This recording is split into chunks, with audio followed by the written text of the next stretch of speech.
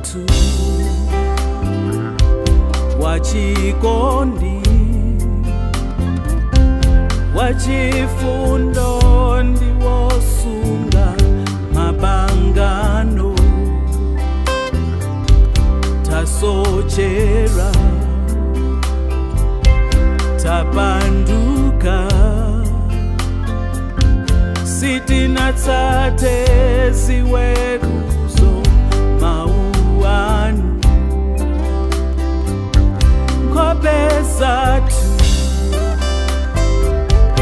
zamanyazi lelo zikugwa pamaso panu kupembedza